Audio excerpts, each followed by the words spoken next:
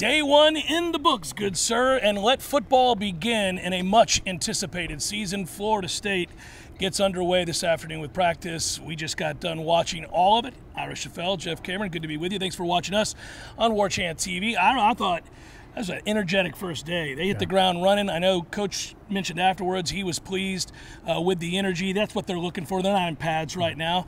And I think you and I would agree on this. I don't want to put words in your mouth, but boy, that secondary was flying around today and played with a ton of fight. You can put words in my mouth. I'm going to do it then. That's the only thing. The words are that they played with a lot of fight. Yeah, they did. It was a good day, I thought, for the secondary. What was cool was some of the younger guys that we haven't really seen much, and then also some of the returning guys looking different. You know, you could see now that a guy like Ira Thomas in his second year, the confidence. Even Greedy Vance, he was a guy that played a lot of football before, and he came on his last year, went on. You could just see the swagger and kind of the way how comfortable he is. And then some of the young guys, I was really impressed. You know, the other day, Mike Norvell was asked about the young safeties, the freshman safeties, and he rattled off Conrad Hussey and the KJ Kirkland and you know and Jabril Rawls maybe. He mentioned the young guys, but he didn't mention Edwin Joseph, which was surprising to me because Edwin Joseph's a guy that came in with a lot of hype. Well, he didn't mention him because he's playing nickelback, and man, he's impressive. Very impressive, and I thought is it the Barker kid that? Ashland Barker. Yeah, he played really well as well today. They've got size, they've got length. You really see that right now. These guys transform their bodies. They're playing with a lot of confidence.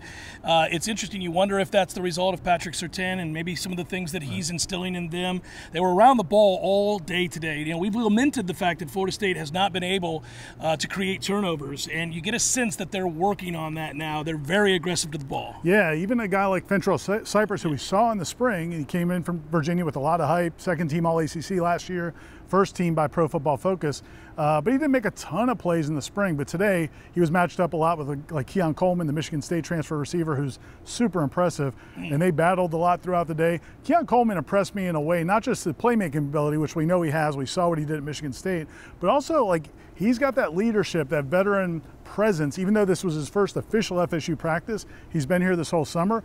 You could just see him taking Destin Hill or the younger receivers aside, talking to them, talking to the other DBs, the DBs on the other side of the line, talking about techniques and things like that. He's a guy you can tell has played a lot of football. I thought it was interesting after several routes, he and Ron Dugan's having conversations about technique and about where you put your hands. And, you know, you saw a lot of that. He was a technician. Almost like, how do you guys do this? Yeah, absolutely. He was willing to learn, willing to lead, all of those things. You're right. I'm glad you mentioned Ira Thomas, so I want to go back to him. What a day. He looks night and day different. Now, we saw him last year. We were all so impressed. His body type, his length, all that. But he slowed down last year. He looked like a guy who got a little tired. Played a lot of football, but man, he looks different. He looks impressive, ready to really contribute. Because we're wondering about some of these positions coming into camp. Who's going to win out for those snaps? And that's going to be fun to watch. Woo. And Mike Norvell said as much after practice. He said that's both the internal competition at the defensive back position, and then also how they go to head-to-head with these wide receivers. Because this is going to be a really talented wide receiver core. But those guys, the DBs, were not backing down at all.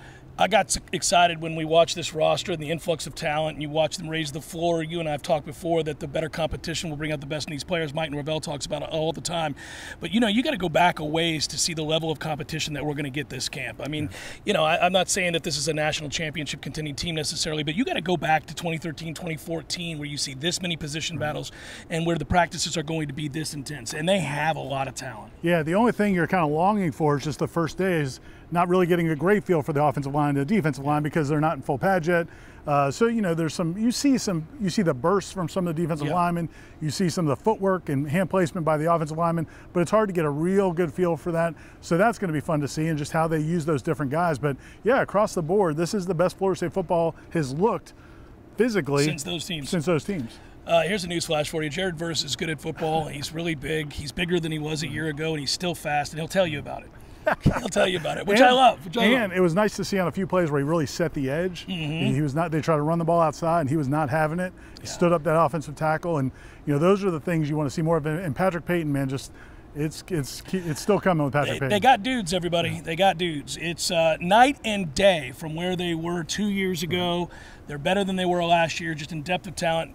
Obviously, we got to see them in pads, but I think this coaching staff hit the ground running today, eager to create that competition and that sense of urgency. I think that's really how you would describe this, right? Like there was a sense of urgency today. LSU looms. It's a huge season. Yeah, and I would say some professionalism. You know, this is there's so many guys that have been in the system now for 4 years. Some of these guys have been in the system, Mike Norvell's system, for 4 years on both sides of the ball, and you could see that. And then the guys they brought in are guys that have played a lot of football at high levels. So it feels like a professional approach, which, again, you know, Mike Norvell said you'd expect to see that energy the first day.